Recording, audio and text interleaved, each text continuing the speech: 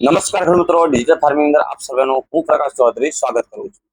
હાલના સમયમાં મગફળીની અંદર સૌથી મોટા પ્રોબ્લેમ એ કે હુધઈ, ડોળ વગેરેનો, જેનાથી ઘણા બધા ખેડૂત મિત્રોને આ પ્રોબ્લેમ એટલો બધો વધી જતો હોય છે કે આખા ખેતર ખાલી થઈ જતા હોય છે.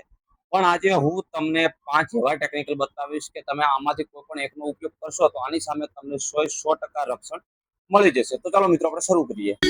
સૌથી આપણે પહેલું ટેકનિકલની વાત કરીએ તો ક્લોરોફાયરોફોસ 50% પ્લસ સાયપરમેથ્રિન 5%. હવે આ એકલું આપશો તો પણ ચાલશે, પરંતુ આની સાથે તમે થાયોમેથોક્સામ 25% WG 100 ગ્રામ એડ કરશો તો તમને આની અંદર થોડુંક વધારાનું રિઝલ્ટ અને સારું રિઝલ્ટ મળશે. બીજા નંબરના ટેકનિકલની આપણે વાત કરીએ તો થાયોમેથોક્સામ 12.6% અને એની સાથે મિક્સમાં જ આવે છે લેબડાસાયલોથ્રેન 9.6% જેડસી ફોર્મ્યુલેશન. તમે આનો ઉપયોગ કરશો તો લાંબા સમયનું અને એકદમ બેસ્ટ રિઝલ્ટ મળશે, જેનાથી તમારી મગફળી એકદમ સુરક્ષિત રહે છે. ત્રીજા નંબરના ટેકનિકલની વાત કરીએ તો ક્લોથિયડિયન 50% WDG.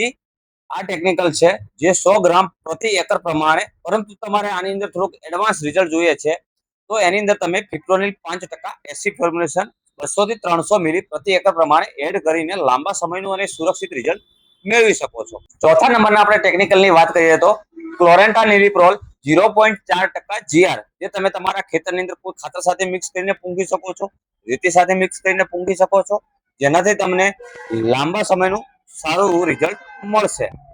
પાંચમા નંબરના ટેકનિકલની આપણે વાત કરીએ તો ફિપ્રોનિલ 0.3% GR. હવે ફિપ્રોનિલ 0.3% GR એકલું નાખશો તો જોઈએ એવું રિઝલ્ટ મળશે નહીં, પણ તમે એની સાથે 0.4% GR નો ઉપયોગ કરશો તો તમને લાંબા સમયનું અને એકદમ બેસ્ટ રિઝલ્ટ મળશે. જો તમને આ વિડીયો ગમ્યો હોય અને તમારા ખેતરની અંદર હુધઈ કે ડોળ હોય તો તમે કોમેન્ટ બોક્સની અંદર જણાવજો. જય જવાન, જય કિસાન.